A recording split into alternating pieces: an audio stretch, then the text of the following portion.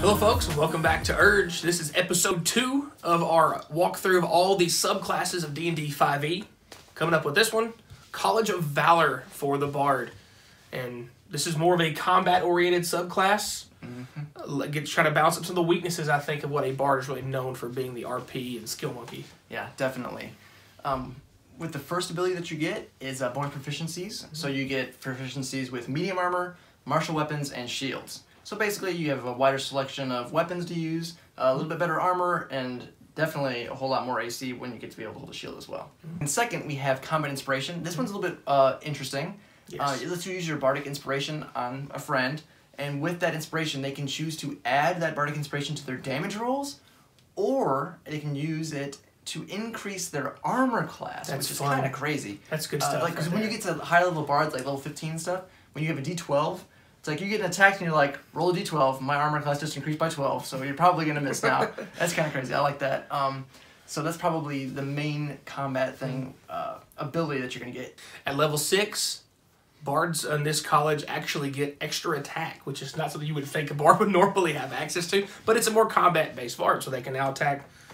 If they got a weapon in each hand, pat, pat, or if they, carrying a bigger weapon, if they want to really go aggressive with it, they can, swing that same weapon twice, which is, when I think of a Bard, it's not what I think of, so this college really branches out and gives you some different options. At level 14, this college also gets Battle Magic, which is another just unique combination of abilities to make the Bard very versatile in its combat side. They can, if they use a Bard spell, they can then attack with a weapon as a bonus action. So they can cast a spell at a ranged target from wherever they want to shoot it at. Whether it's a lightning bolt or the arcane hand or Bigby's hand, as we better know it as. And then they can attack something that's in their face with their weapon. So it sounds like it's interesting. We haven't dealt with Bards as much in our main story campaigns. I would like to see how this works, how efficient this really is.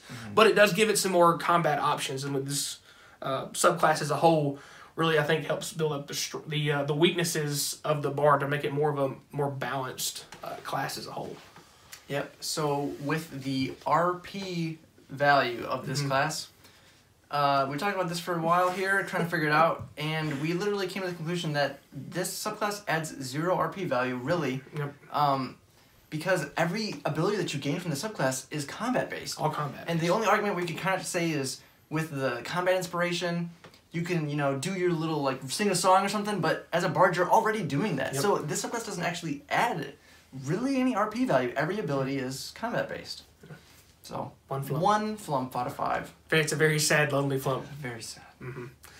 On the combat side, however, we could definitely tell this is a combat-oriented subclass. Gave it 4 flumps because it went from taking a Bard from just very support-based, even its casting ability very support-based, giving it some melee attack opportunities, because usually if you take another subclass from Bard, if somebody gets in their face, they are in trouble.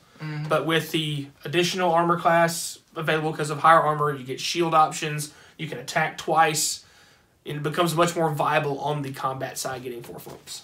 Yep. And then lastly, we have the overall synergy with the class.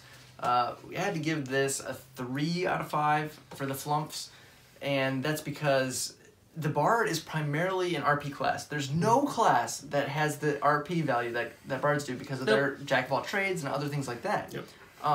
So because of that, this class actually focuses on the weaknesses of Bard instead of improving on the strengths that the class already has. So because of that, it kind of puts it in the middle of the road. It's trying to make it more balanced, but when you try to improve something that a class is not good at, it's just, you could be using that value so much better, just making the things you're already excelling at even that much better. It's just not, in our opinion, not as an efficient of use of the leveling up through a subclass as your character gets stronger, thinking, okay, well, I'm not as terrible at this thing, but, well, all my other friends and all my other party members are going to have these really, really awesome high-end abilities they get because they more specialize what that class is really meant to do. So, and ultimately, we give our ratings and our opinions on things. You do what you want to do, because the class is designed, you play it how you want to play it. That's why the options exist. But if you want to have a fighter person with medium armor and 2 attacks, just play a different class, like a paladin or something. You get heavy armor, you can attack with better melee, and you can cast spells, so why would you just stick to what you're good at, generally? Specialized. It's great. So if you guys liked the video, remember to give it a like, subscribe to the channel. We'll keep more of these coming. Thank you guys.